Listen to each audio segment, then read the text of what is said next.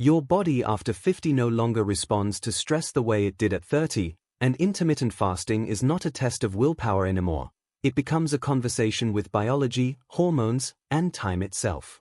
The first thing to understand is that fasting after 50 must respect metabolic flexibility rather than chase extremes. Shorter fasting windows, like 12-12 or 14-10, often work better than aggressive protocols because insulin sensitivity improves without overwhelming the adrenal system, allowing blood sugar to stabilize while preserving lean muscle and cognitive clarity. As the body moves beyond 50, hormones no longer operate with the same resilience or speed of recovery, and this shift fundamentally changes how intermittent fasting should be applied. Cortisol, the hormone that mobilizes energy under stress, becomes slower to rise and slower to fall, meaning prolonged fasting can unintentionally keep the body in a state of low-grade alertness. Instead of promoting balance, aggressive fasting may amplify stress signaling, disturb sleep cycles, and blunt the very hormonal pathways that support repair.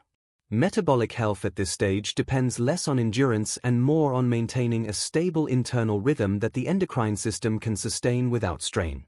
Growth hormone secretion, which plays a central role in tissue repair, fat metabolism, and cellular renewal, also changes with age. While fasting can stimulate growth hormone release, the effect is not linear. Extremely long fasting windows may reduce the frequency of growth hormone pulses rather than enhance them, especially when combined with insufficient protein intake or poor sleep. Gentle fasting variations create a hormonal environment where growth hormone can act efficiently without being overshadowed by elevated cortisol. This balance allows cellular repair processes to unfold without triggering muscle loss or neurological fatigue. Sex hormones add another layer of complexity.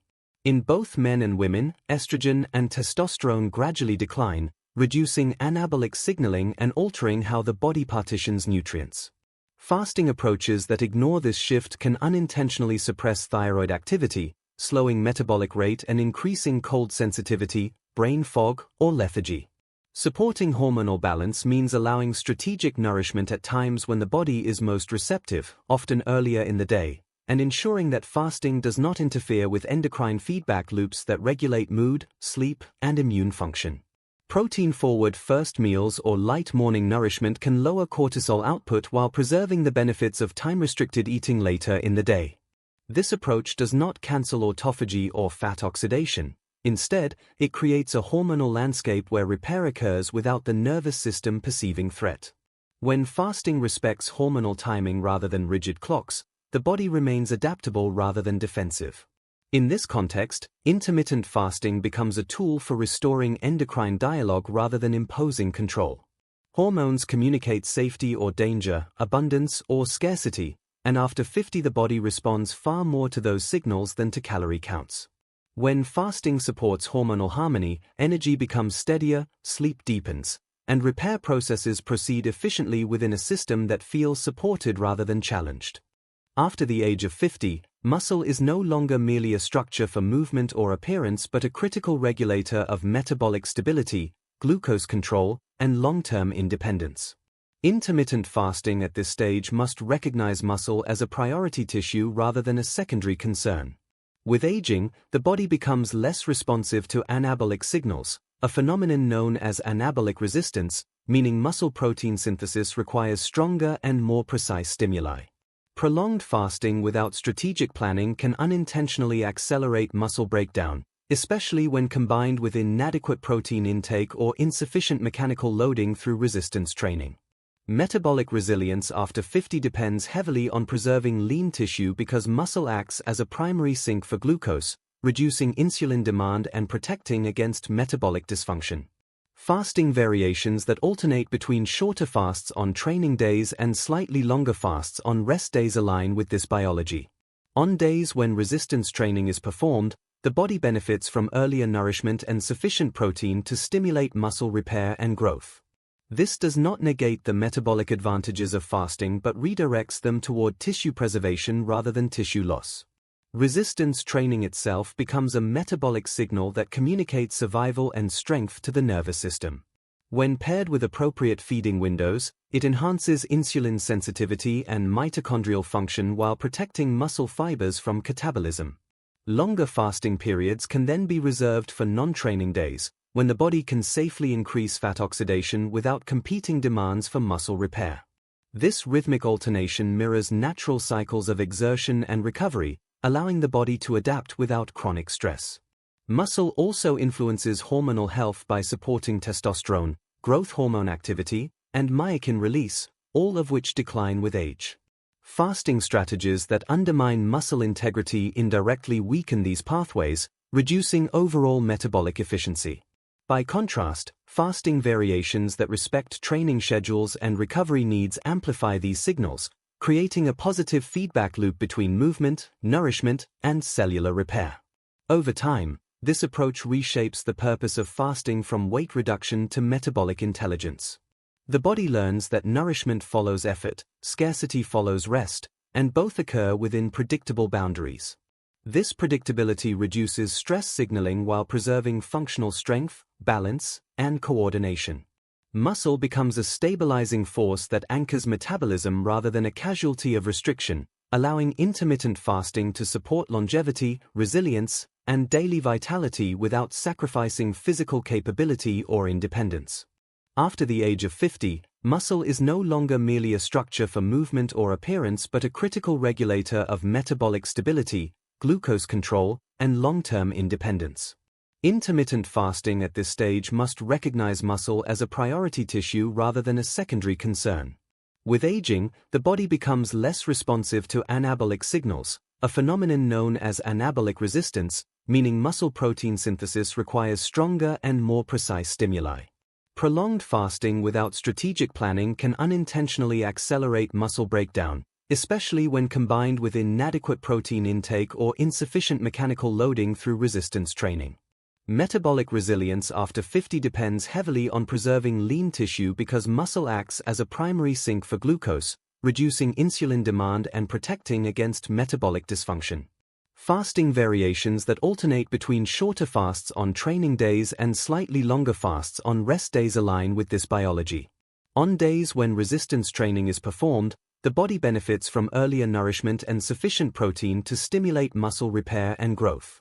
This does not negate the metabolic advantages of fasting but redirects them toward tissue preservation rather than tissue loss. Resistance training itself becomes a metabolic signal that communicates survival and strength to the nervous system. When paired with appropriate feeding windows, it enhances insulin sensitivity and mitochondrial function while protecting muscle fibers from catabolism. Longer fasting periods can then be reserved for non-training days, when the body can safely increase fat oxidation without competing demands for muscle repair. This rhythmic alternation mirrors natural cycles of exertion and recovery, allowing the body to adapt without chronic stress.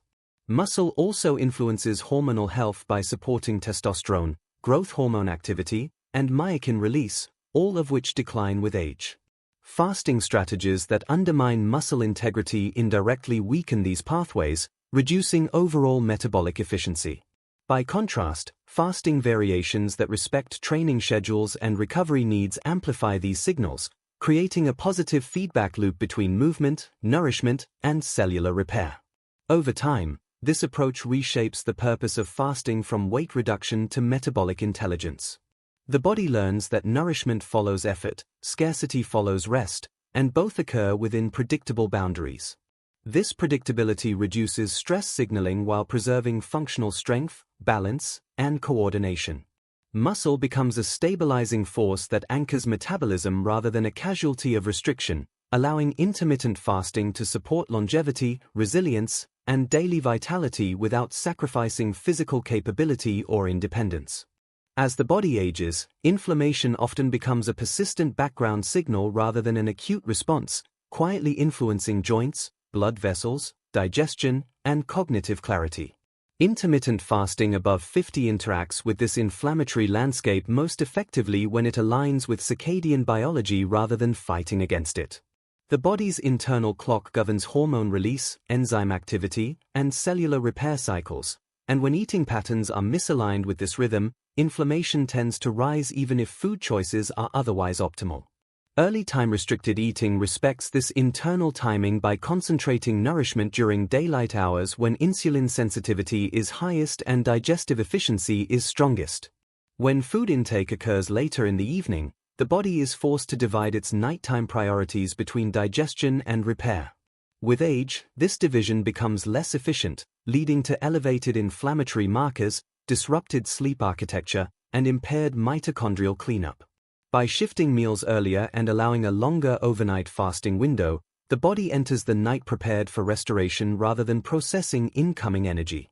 Mitochondria, the cellular engines responsible for energy production, benefit from this quiet period, improving their efficiency and reducing oxidative stress that fuels chronic inflammation. Inflammation is also closely tied to glucose variability. Late eating increases nocturnal blood sugar excursions, which can trigger inflammatory cascades in vascular tissue and the nervous system. Early aligned fasting smooths these fluctuations by allowing insulin levels to fall naturally before sleep, reducing the burden on pancreatic function and calming inflammatory signaling pathways. Over time, this pattern improves endothelial health, joint comfort, and even sensory perception by lowering systemic inflammatory tone. Circadian-aligned fasting also influences immune regulation. The immune system follows daily rhythms, with repair and cleanup functions peaking during sleep. When digestion is complete before nightfall, immune cells redirect energy toward clearing damaged proteins and supporting tissue renewal. This process becomes increasingly important with age as cellular debris accumulates more rapidly and repair mechanisms slow. Rather than forcing inflammation down through restriction or supplementation, time-aligned fasting allows the body to resolve inflammation through natural sequencing. Eating earlier communicates safety and predictability, enabling biological systems to operate in harmony rather than conflict. The result is not an abrupt change but a gradual quieting of internal noise, where joints move more freely, sleep deepens, and energy becomes more consistent. In this state, inflammation loses its chronic edge, not because it is suppressed, but because the body is finally given the timing it needs to restore balance at a cellular level. After 50, the body becomes far more sensitive to signals of safety and threat, and intermittent fasting is interpreted through this lens rather than through calorie mathematics. Awareness-driven fasting recognizes that biological systems respond not just to food timing, but to sleep quality, emotional state, recovery capacity, and daily stress load. Hunger cues change with age, often becoming less urgent yet more meaningful, and ignoring them in favor of rigid fasting rules can disconnect the individual from internal feedback. When fasting is guided by awareness, it adapts to the body's messages rather than silencing them. Sleep emerges as a central regulator of metabolic success. Poor sleep elevates cortisol, disrupts insulin sensitivity, and increases inflammation, often negating the benefits of even the most well-designed fasting window. If a fasting pattern shortens or fragments sleep, the body interprets it as a stressor rather than a healing practice. Awareness-based fasting prioritizes deep, uninterrupted sleep as a non-negotiable signal of metabolic alignment. When sleep improves, appetite regulation stabilizes, glucose control improves, and energy becomes more evenly distributed throughout the day. Daily energy patterns also become a critical guide. After 50, sustained vitality matters more than short bursts of intensity. Fasting variations that leave the individual mentally foggy, emotionally irritable, or physically weak are not promoting health, even if they produce temporary weight loss. Awareness means noticing how the nervous system responds, how focus fluctuates, and how recovery feels after physical or cognitive effort. These signals reveal whether fasting is supporting resilience or eroding it. The nervous system itself plays a decisive role. Chronic sympathetic activation, driven by stress or overrestriction, undermines digestion, immunity, and hormonal balance. Awareness-driven fasting emphasizes calmness and predictability, allowing the parasympathetic system to dominate during rest and digestion. This shift enhances nutrient absorption when eating and cellular repair when fasting. In this framework, intermittent fasting becomes a dynamic relationship rather than a fixed protocol.